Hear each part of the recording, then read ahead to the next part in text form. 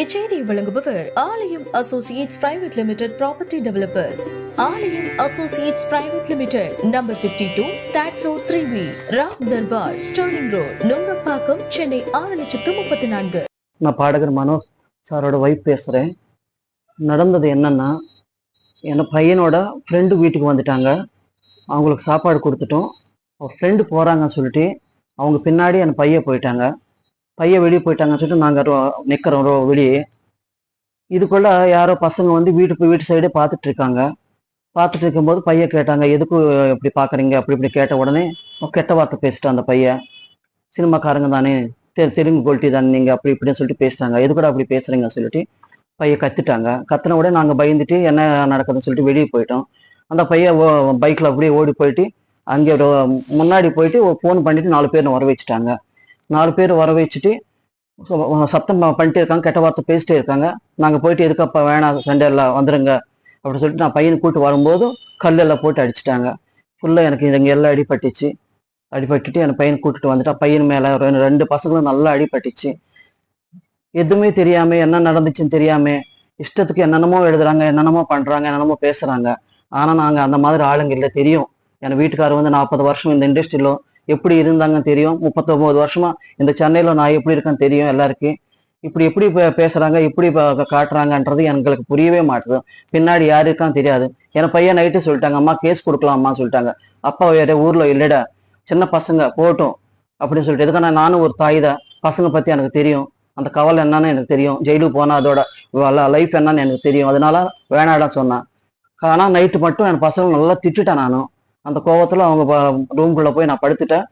எனக்கு மயக்கம் வந்துச்சு, படுத்துட்டேன். அப்படியே காலையில வந்து பாக்குறேன், வேலை செய்யறவங்க கிட்ட கேட்டா ஹாஸ்பிட்டல் போறோம்னு சொல்லிட்டாங்க அம்மா அப்படி சொல்லிட்டாங்க.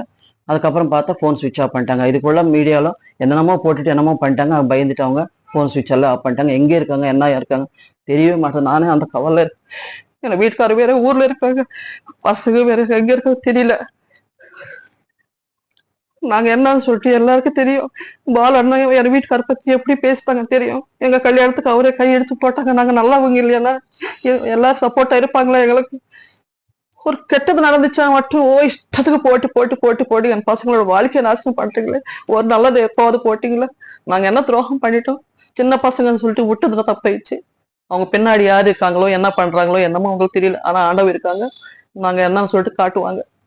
இல்ல மேடம், தலைமறைவா இருக்காங்கன்னு சொல்றாங்களே, அடி வாங்கிட்டு ஏன் தலைமறைவா இருக்கிறதா இப்ப சொல்றாங்க? இல்லைங்க, இஷ்டத்துக்கு டிவில இந்த மாதிரி காட்டு இருந்தா அவங்களுக்கு எவ்வளவு பயமா இருக்கு, அவ்வளவு அசையம் இருக்குங்க. வீடியோல பாக்கும்போது கட்டையெல்லாம் வச்சிருக்காங்களே, அது அவங்க தானா? அப்போ போலீஸ் எல்லாம் இருக்காங்க சார். அவங்க கல்லெல்லாம் வச்சு அடிக்கும் போதும் சேஃப்டிக்காக கட்டு பிடிச்சிட்டாங்க. தவிர கட்டு பிடிச்சிட்டு போலீஸ் முன்னாடி எல்லாம் அடிக்கலையே. அடிச்சா அப்போ போலீஸ் என்ன பண்ணிட்டு இருக்காங்க? அப்புறம் என் பசங்க வந்து ட்ரிங்க் சாப்பிட்டாங்க, அது சாப்பிட்டாங்க, இது சாப்பிட்டாங்கன்னு சொல்லிட்டு இல்லாத பொல்லாதல கிளப்புறாங்க. அவ்வளவு தைரியம் இருந்தா உடனே அப்பவே டெஸ்ட் பண்ணலாம் இல்லையா? என் பசங்களுக்கு அப்பவே டெஸ்ட் பண்ணலாம் இல்லையா? நாங்களா போன் பண்ணி கூப்பிட்டோம் சார். போலீஸ்காரங்க வந்து நாங்களா போன் பண்ணிட்டு வாங்க சார் இங்க பெருசா நடக்குதுன்னு சொல்லிட்டோம். 100 பண்ணிட்டேன், 10003 பண்ணிட்டேன். ரெஸ்பாண்ட் இல்லை. அதுக்கப்புறம் போலீஸுங்களுக்கு நான் தான் கூப்பிட்டேன். என்கிட்ட ப்ரூஃப் எல்லாம் இருக்கு. 15 பசங்க வந்துட்டாங்க, கல்லெல்லாம் வச்சு அடிச்சிட்டு இருக்காங்க, கெட்ட வார்த்தை பேசிட்டு இருக்காங்க. நான் தான் கூப்பிட்டேன், வாங்க போலீஸ்காரங்க வாங்க, இங்க ஏதோ நடக்குது இப்ப அப்படின்னு சொல்லி நாங்க தான் கூப்பிட்டோம். நான் எங்க தப்பு இருந்தா நாங்க எதுக்கு கூப்பிடுறோம்? இல்ல அவங்க தான் போய் போலீஸ் ஸ்டேஷன்ல கூப்பிட்டு போன் எடுக்கல, போலீஸ் ஸ்டேஷன்ல கூப்பிட்டு அந்த பசங்க பேட்டி கொடுத்துருக்காங்க. போலீஸ் ஸ்டேஷன்ல இருந்து அந்த பசங்க போலீஸ் ஸ்டேஷன் நேரா போய் கூப்பிட்டு வந்ததா சொல்றாங்க. யாரு வந்தாங்க? அந்த பசங்க போய் கூப்பிட்டு வந்ததா சொல்றாங்க. என்ன பசங்க கூப்பிட்டு வந்தாங்க சார்?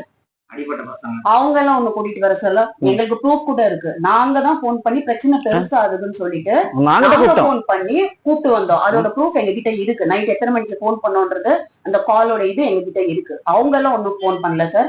அதுவும் இல்லாம அந்த ஒரு பையனுக்கு தலையில அடிபட்டிருக்கு, ஒரு பையனுக்கு முது. அப்ப இவங்களுக்கு அடிபட்டதால என்ன சொல்றீங்க நீங்க?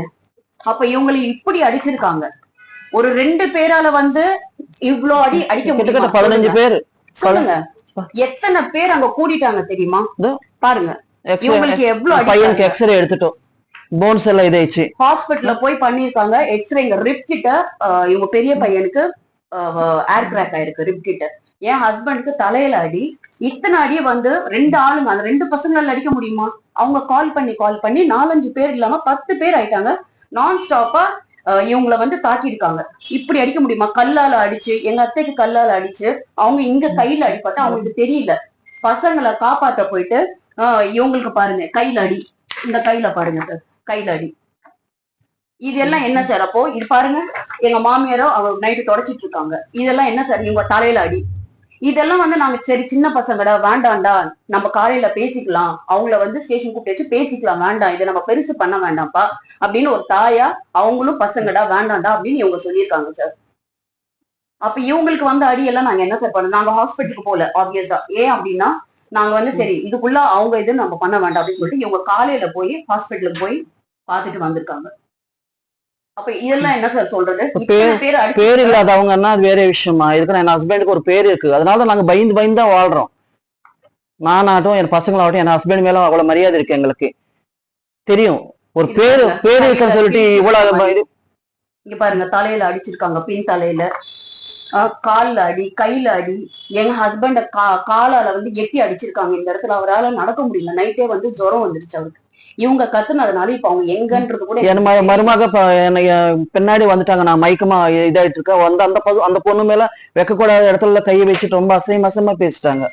சினிமாக்காரங்க தானே அப்படி இப்படி. அந்த சினிமாக்காரங்கன்னா அவ்வளவு இதே இருக்கு சார்.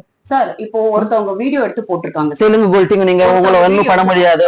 அது அவங்க பேட்சோட பையன் தான் நினைக்கிறேன். ஏன்னா அந்த வீடியோல இன்னொரு பையன் கத்திட்டு இருக்காரு, டே அடிக்கிறாங்கன்னு சொல்லிட்டு. அப்ப இது நோக்கத்தோட தானே சார் பண்ண மாதிரி? அப்போ அந்த பையனை வீடியோ எடுத்து ஃப்ரெண்டை போய் காப்பாத்தாம என்ன சார் வீடியோ எடுத்து அப்லோட் பண்றதுக்கு தானே இதெல்லாம் பண்ற வேலை.